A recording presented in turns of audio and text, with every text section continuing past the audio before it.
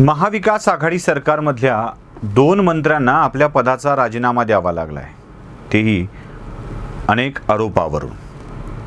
अनेक मंत्र्यांवर आरोप झालेत, पण त्यांना काही आपल्या पदाचा राजीनामा देण्याची गरज पडलेली नाही आहे. त्यासोबत विधानसभा अध्यक्ष नाना पटोले यांनी देखील आपल्या पदाचा राजीनामा देऊन त्यांनी काँग्रेसचं अध्यक्षपद स्वीकारलेलं आहे. या सरकारमधल्या संविधानिक पदावर असलेल्या 3 व्यक्तींचे राजीनामे झाले आहेत आणि या राजीनाम्यानंतर त्यांनी आपलं सरकारी निवासस्थान सोडलंय का हा प्रश्न आहे. सुरुवातीला राजीनामा झाला तो संजय राठोड यांचा. संजय राठोड ज्या सरकारी मंत्र्यांसाठीच्या बंगल्यामध्ये राहत होते त्या बंगल्याला त्यांनी सोडलेलं आहे का, त्याच्यावरचा ताबा सोडलाय का, नसेल तर का सोडला नाही हा प्रश्न देखील या निमित्ताने विचारावासा वाटतो. ज्ञानेश्वरी राज्याच्या गृहमंत्र्यांचा तत्कालीन गृहमंत्र्यांचा बंगला. अनिल देशमुखांनी गृहमंत्री पदाचा राजीनामा दिल्यानंतर ज्ञानेश्वरीवरचा आपला ताबा सोडला आहे का, तर नाही. अजूनही तांत्रिकदृष्ट्या अनिल देशमुखांचा ताबा ज्ञानेश्वरीवर आहे. विधानसभा अध्यक्षांसाठीचं निवासस्थान अजूनही नाना पटोले यांनी सोडलेलं नाही अशी माहिती आहे. निदान हा व्हिडिओ करेपर्यंत तरी त्याचा ताबा सोडलेला नव्हता. नव्या विधानसभा अध्यक्षाची निवड अजून बाकी आहे आणि त्यानंतर हे ताबा सोडतील. घटना खूप साधी आहेत. म्हणजे बऱ्याच वेळेला बरेच मंत्री आपल्या बंगल्यावरती ताबा ठेवून राहतात, काही महिने तरी राहतात, भाडं भरतात. आता या सगळ्या विषयामध्ये यांना ताबा न सोडण्याचं कारण काय आहे? म्हणजे पर्यायी निवासस्थान मिळालं नाही म्हणून ताब्यात ठेवलाय, की पुन्हा एकदा यांचा समावेश अशा पदांवरती होऊ शकतो म्हणून ताब्यात ठेवलाय? सरकारी बंगले हे सरकारी पदावर असलेल्या व्यक्तीसाठीच असतात, ते अन्य लोकांसाठी नसतात. हे या मंत्र्यांच्या किंवा पदाधिकाऱ्यांच्या गावीही नसावं कदाचित. या सरकारी निवासस्थानांचा उपभोग घेणं आपलं कर्तव्य आहे असं या लोकांना वाटत असतं. कदाचित पुन्हा एकदा आपली मंत्रिमंडळात वर्णी लागेल अशी आशाही 2 मंत्र्यांना असेल, म्हणजे अनिल देशमुख असतील किंवा संजय राठोड असतील. अनिल देशमुख ईडीच्या समन्सना जराही भीक घालत नाही आहेत आणि 4 समन्स होऊन गेले तरीही ते ईडीच्या समोर चौकशीसाठी हजर राहत नाही आहेत. अगदी त्यांचा मुलगा सुद्धा ईडीला फाट्यावरती मारतो आहे. न्यायालयाकडून अजूनही निकाल यायचं बाकी आहे. कदाचित हा व्हिडिओ प्रसारित होईपर्यंत तो निकाल येईलही, पण अनिल देशमुखांनी ईडीच्या समोर चौकशीला जाणं आजवर तरी टाळलेलं आहे. संजय राठोड यांच्यावरती तर गुन्हाही दाखल झालेला नाही आहे. संजय राठोड यांच्या प्रकरणात तर विलक्षण प्रगती होती आहे. ज्या पुणे पोलिसांनी संजय राठोड यांना अडकवण्यासाठीचे प्रयत्न हाणून पाडले, त्याच प्रकरणामध्ये आता आणखी एक ऑडिओ क्लिप म्हणजे फोन कॉल रेकॉर्डिंग पोलिसांच्या हाती लागली आहे. सूत्रांच्या म्हणण्यानुसार, आता सूत्र म्हणजे आमची माध्यमं सूत्र, अज्ञान्य सूत्र अशीच घ्या. सूत्रांच्या म्हणण्यानुसार या क्लिपमधला आवाज हा मंत्री संजय राठोड यांचा आहे अशी खात्री पटते आहे. आणि ही खात्री पटत असेल तर त्यातला संवाद अजूनही धक्कादायक आहे. याआधी देखील संजय राठोड यांच्या 11 क्लिप व्हायरल झालेल्या आहेत.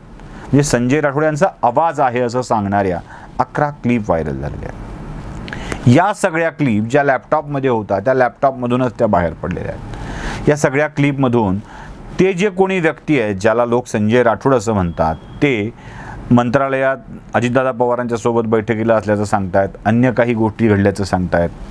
आणि या सगळ्या प्रकारानंतर सुद्धा या क्लिप बाहेर येऊन सुद्धा तो मी नव्हेच असा पवित्रा घेऊन संजय राठोड यातून बाहेर पडण्याचा प्रयत्न करतायत. म्हणजे अगदी पीडितेच्या वडिलांनी सुद्धा संजय राठोडांचा दोष नाही असं विधान करून टाकलं आहे. पण ऑडिओ क्लिप काही वेगळीच कहाणी सांगतायत.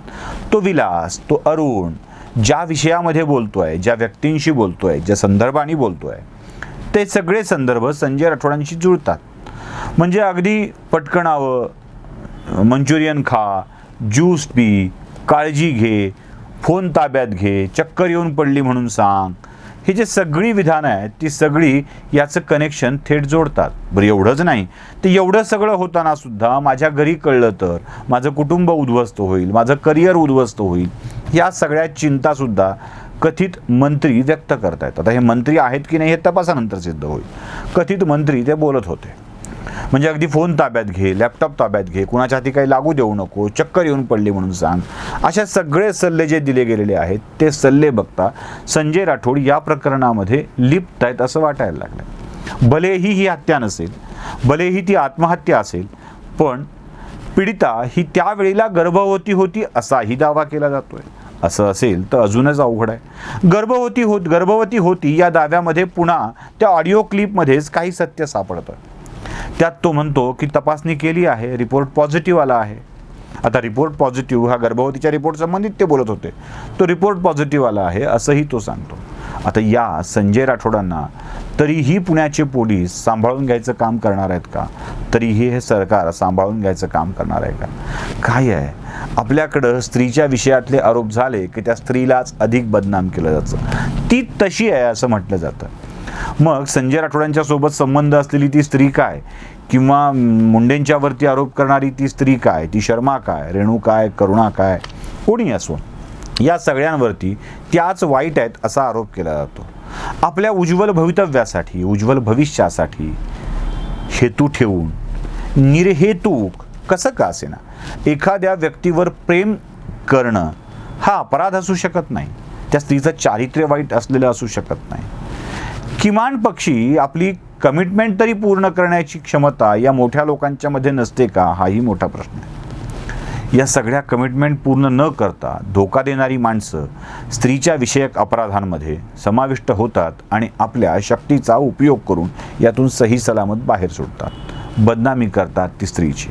बदनाम झाली ती परळीची मुलगी, बदनाम झाली ती रेणू, बदनाम अन्य स्त्रिया होतात. आता संजय राऊतांच्या बाबतीत ते असंच आहे. बदनाम ते स्वप्ना पाटकर होत आहेत. एक डॉक्टर अनेक वर्ष काम करते आणि अचानक तिची डिग्री बोगस असल्याचं लोकांना जाणवतं. तिच्यावर कारवाई होते. 52 दिवस ती कोठडीत राहते.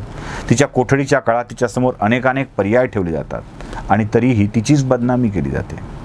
त्रास तिला होतो. भलेही ती कुठलीही स्त्री वाईट कामात चांगल्या कामात सोबत असेल, पण त्रास तिला एकटीला होतो, मोठ्या माणसांना नाही.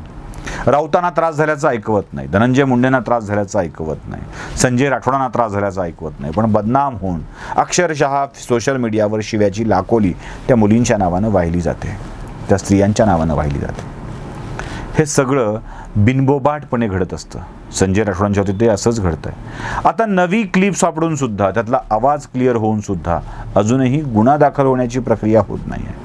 यात बदनाम झाली ती पुन्हा आणखी एक स्त्री जिने याबाबत आवाज उठवला, आणि ती स्त्री म्हणजे चित्रा वाघांनी याबाबत आवाज उठवला, यावर न्याय करण्यासाठीची मागणी केली. चित्रा वाघांना टार्गेट केलं गेलं. बदनाम झाल्या त्या पंकजा मुंडे, ज्यांनी याबाबत आपलं विधान केलं आणि कारवाई व्हावी असं सांगितलं. मग पंकजा मुंडे आणि चित्रा वाघ यांच्याविषयी नको ते प्रकार माध्यमांच्या मधून सुरू झाले. आता संजय राठोडांच्या क्लिप संजय राठोडांच्याच आहेत असं सिद्ध झाल्यावर पुण्याचे पोलीस याबाबत काय कारवाई करणार आहेत, हा देखील मोठा प्रश्न आहे. ही प्रश्न सातत्यानं विचारावी लागणार आहेत, कारण पुरावे समोर येत आहेत, काही गोष्टी समोर येत आहेत आणि त्याबाबतची विचारणा झालीच पाहिजे. ही सगळी मंत्री आपलं घर मोकळं करत नाहीत, याचा अर्थ त्यांना पुन्हा आशा आहेच आहे की या मंत्रिमंडळात आपण समाविष्ट हो. लोकांना बेघर करणाऱ्यांना पुन्हा त्यांच्या सरकारी घरात पाठवायचं की सरकारी खर्चानं भागवणाऱ्या घरात पाठवायचं, हे आता लोकांनी, व्यवस्थेनं आणि सरकारने ठरवायचं आहे. व्हिडिओ कसा वाटला ते नक्की कळवा. लाईक, शेअर, सबस्क्राईब करायला विसरू नका. बेल आयकॉन दाबायला विसरू नका. धन्यवाद.